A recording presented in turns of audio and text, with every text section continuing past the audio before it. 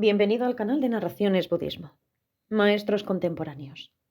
Dilgo Khyentse Rinpoche. Meditando en la naturaleza de Buda. Traducido por Upasaka Losang Gyatso.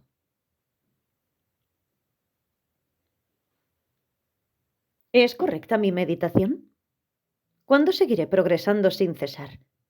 Nunca lograré el nivel de mi maestro espiritual. Oscilando entre la esperanza y la duda, nuestra mente nunca está en paz. Dependiendo de nuestro estado de ánimo, un día practicaremos intensamente y al día siguiente no haremos nada.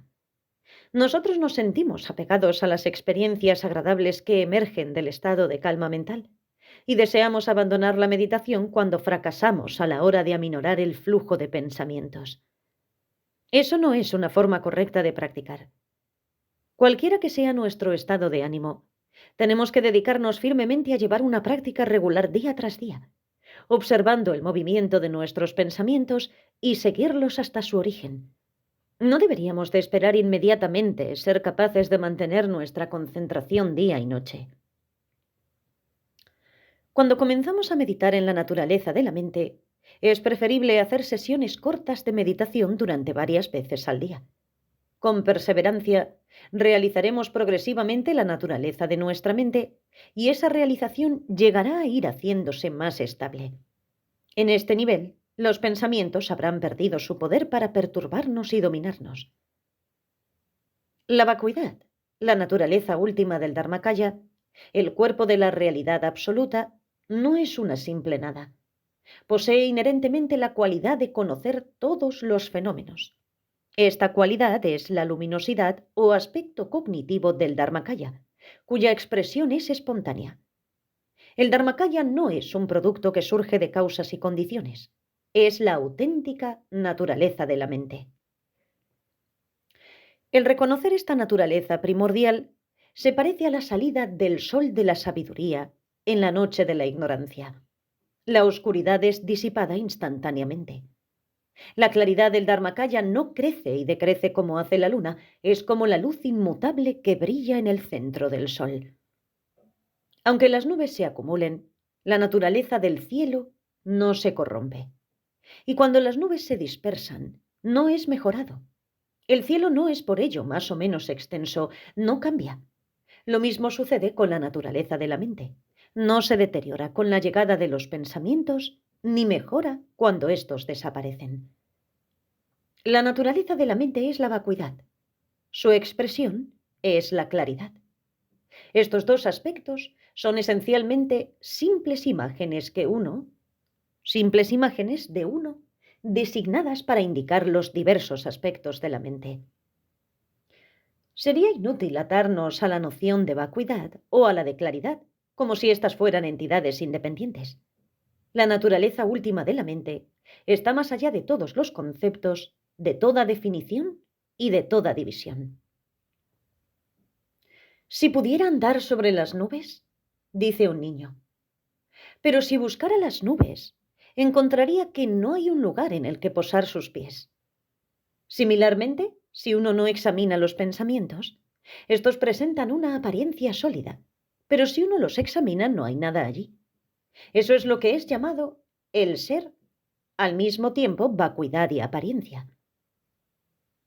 La vacuidad de la mente no es una nada, ni un estado de embotamiento, porque ella posee por su propia naturaleza una facultad luminosa de conocimiento que es llamado consciencia. Estos dos aspectos, vacuidad y consciencia, no pueden ser separados. Son esencialmente uno, como son la superficie de un espejo y la imagen que es reflejada en él. Los pensamientos se manifiestan sin vacuidad y son reabsorbidos en la vacuidad, lo mismo que una cara aparece y desaparece en un espejo. La cara nunca ha estado en el espejo, y cuando deja de estar reflejado en él, no ha dejado verdaderamente de existir. El espejo nunca ha cambiado.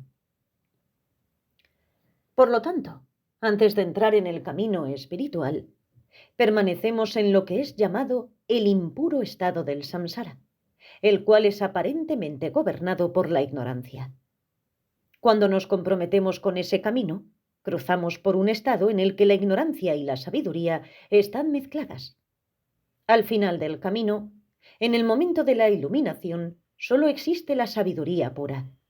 Pero durante todo este camino a lo largo de este viaje espiritual, aunque existe una apariencia de transformación, la naturaleza de la mente nunca ha cambiado. No fue corrompida con la entrada en el camino y no mejoró al alcanzar la realización. Las infinitas e inexpresables cualidades de la sabiduría primordial, el verdadero nirvana, están de forma inherente en nuestra mente. No es necesario el crearlas o el hacer algo nuevo. La realización espiritual solo sirve para revelarlas a través de la purificación que es el camino. Finalmente, si uno las considera desde un punto de vista último, estas cualidades son tan solo vacuidad. Por lo tanto, el samsara es vacuidad y el nirvana también es vacuidad. Y en consecuencia, no hay uno que sea malo ni otro que sea bueno. La persona que ha realizado la naturaleza de la mente está libre del impulso de rechazo al samsara y del apego por obtener el nirvana. Él es como un niño pequeño que contempla el mundo como una inocente simplicidad, sin conceptos de belleza o de fealdad, de bueno o de malo. Él no es más la presa de las tendencias conflictivas, la fuente de los deseos y aversiones. Carece de sentido apenarse por los inconvenientes de la vida diaria como el otro niño, que se regocija construyendo un castillo de arena y que llora cuando se destruye. Mirad cuán puerilmente los seres se dirigen hacia las dificultades como una mariposa nocturna que se arroja hacia la llama de una lámpara con la intención de apropiarse de lo que ellos desean y de evitar lo que ellos odian. Es mejor posar la carga de todos esos imaginarios apegos nos traen que el soportarla encima de uno. El estado de Buda contiene en sí mismo 5 cuerpos o aspectos de la budeidad. El cuerpo manifestado, el cuerpo del perfecto gozo, el cuerpo absoluto, el cuerpo esencial y el cuerpo inmutable del diamante. Estos cuerpos no son algo externo a nosotros, son inseparables de nuestro ser, de nuestra mente. Tan pronto como hayamos reconocido esta presencia, finaliza la confusión. No tenemos una posterior necesidad de buscar la iluminación fuera. El navegante que llega a una isla hecha toda ella de fino oro no encontrará una sola pepita, no importa lo mucho que busque. Debemos de comprender que todas las cualidades del Buda han existido siempre de forma inherente en nuestro ser. Traducido al castellano por el ignorante y falto de devoción Upasaka Lo Sangyatso. Gracias por escuchar.